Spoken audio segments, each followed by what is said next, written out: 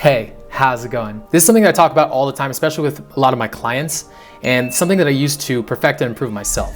That 2.0 version of yourself. By understanding that next version of yourself, that guy that you want to become, that has the results that you want, it's a lot easier to hit the target. It's a lot easier to close the gap between him and you, as opposed to having a clear goal. A lot of people, whenever they're trying to change themselves or trying to get some kind of outcome from life, they don't have the steps in place to get there.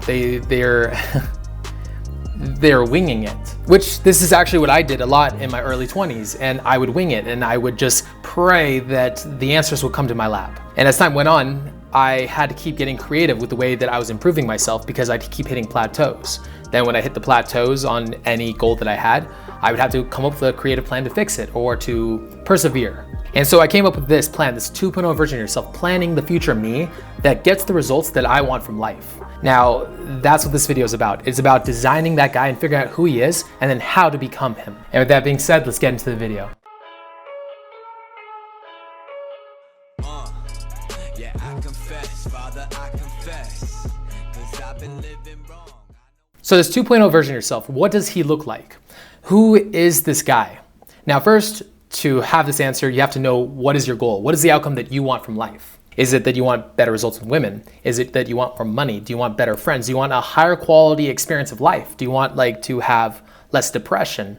Now, in regards to this, I look to existing blueprints of who I want to be, i.e. people in general. I look to people that have what I want. So let's say that I want to be better with girls. I look to guys that are already good with women. Now, what is it that they are doing? Aside from things that I can't change. If you're looking at the guy and you're like, oh, he has a strong jawline, of course, that's not necessarily something that you can work on. But if you want to work on your charisma, if you want to work on the way you speak, if you want to work on your eye contact, if you want to work on the way you say things, you move, you talk, the way that you think differently, the way that you might have different emotional habits, or mindsets, maybe even narratives. Now, your narrative actually will design the life around you. And a lot of people are so overlooking this single factor.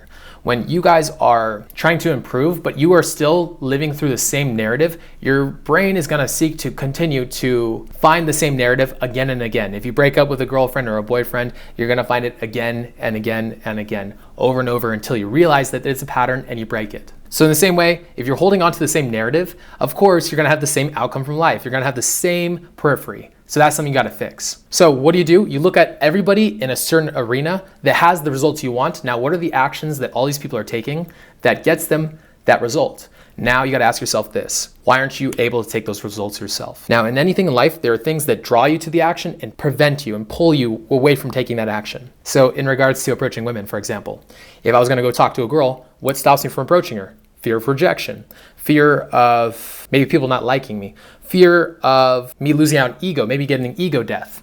Now, what draws me to approach her? Me looking at that potential relationship, me looking at the potentiality for an adventure, having fun, being free, expressing social freedom, and teaching myself to be a different person, which actually takes me to my next point. So when you want to be changing these mindsets, you want to be focused and noticing them. So that means putting pen to paper. If you want to start taking different actions, you have to start noticing what is it that's keeping you from approaching and what is drawing you to it in any field in life. This can be money, this can be women, this can be friendships, the things that you want. What are the actions that you're not taking that you need to get these outcomes? So maybe you need to start saving more. Why aren't you saving? What is stopping you from saving? What is the thing that's holding you back and the thing that's pushing you forward that you aren't using? What are the mindsets that you can put in place, the habits? Now, here's another key point in understanding 2.0 version of yourself. When it comes down to changing your narrative, you have to change the actions. Because if you change your own actions and you force it, what's gonna happen? If you keep forcing it, it's gonna change your ego, your narrative. And then once it changes the narrative, then the narrative feeds back into the actions. And now it becomes automatic. It just becomes a part of who you are. So for me, I want to be very charismatic. I want to be a very good speaker because I used to be so shy when I was younger. So I practice eye contact. I practice being expressive in public. I practice talking to strangers. I practice being fun and playful with people. I practice all this stuff so that I can teach my brain, my subconscious narrative, that I am this person. So then it starts becoming secular. It starts feeding into itself. So this 2.0 version of yourself has to be constantly worked on and improved because you are going to be constantly closing that gap. And when one thing falls apart, you got to redesign him and keep moving. This is a constant thing that you're working on as you keep growing and evolving. As you keep changing yourself and you start molding this new person, it will come down to it where you start becoming him, and then you're going to have new goals and you're going to have to do it again and you're going to have to keep redesigning him. Now, when it comes to deciding which action and which thing that you want to fix in yourself or you want to start implementing, first and foremost, you got to look at the thing that's going to give you the most amount of improvement with the least amount of effort, or something that's bottlenecking you, something that's keeping you from becoming that person. So for example, if I wanted a guy to be better with women and he's super anxious and I told him eye contact, the eye contact is not going to help him out until he fixes the anxiety. That's the bottleneck. So we have to fix the anxiety, which we can do through visualization, we can do through exposure therapy. There's a lot of different ways you can fix it, but you got to fix the bottleneck before you can work on something else.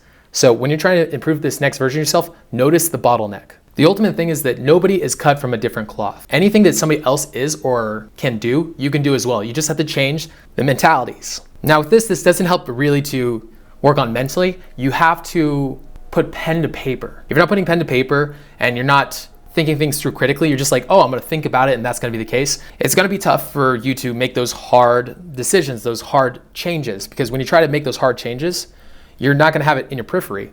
I have whiteboards all throughout my place, which I might do a little B-roll here right in a second. If I don't, I'm sorry. But with this, you have to constantly put it in your focus of control. Focus goes, energy flows. If you're not noticing the things that you're trying to change about yourself, it's not gonna help. Now, the last piece to this is self-audits. So every day I sit down and I write out, how would my 2.0 version handle today differently than I did? How would he think differently? How would his lens be? How would his experience with life be differently?